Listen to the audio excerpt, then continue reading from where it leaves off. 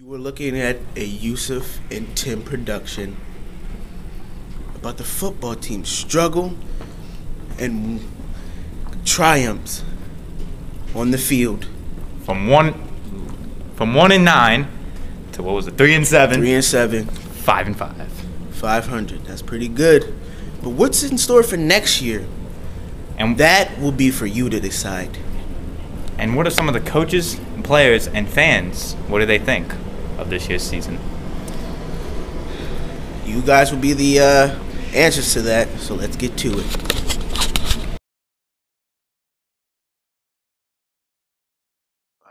I think the biggest part of our success in the past years actually stemmed from 2 or 3 years prior, when the team was lucky enough to have some leadership as seniors that kind of set some groundwork for some guys, and their work ethic, guys that were always at practice, on time to practice, worked hard in the off season, and those guys the last 2 or 3 years kind of shaped a couple guys last year that had a big reason of why we were successful last year. Guys build up the team. You lost like so many people, and then this year everyone was starting to get better gradually over. So you actually had a good team this year. I know a lot of coaches, past and present coaches, that have always told me that, you know, Conrad football in particular was the team to go watch on a Saturday morning or even a Friday evening when there used to be lights out on the field.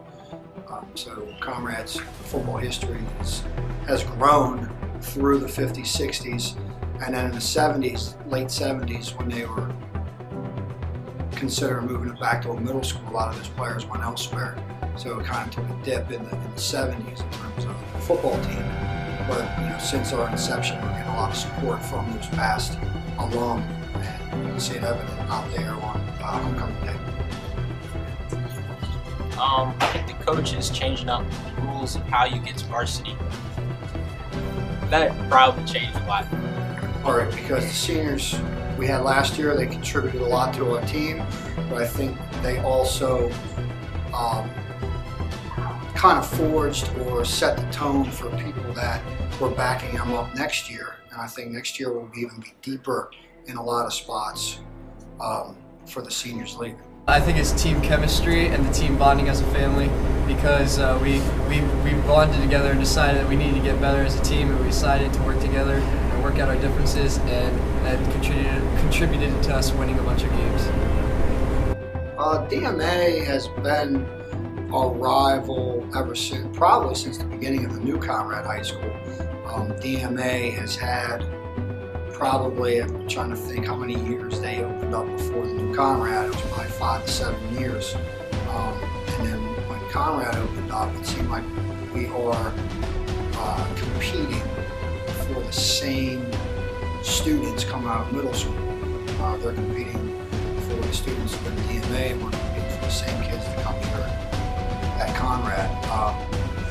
It became a rivalry instantaneously.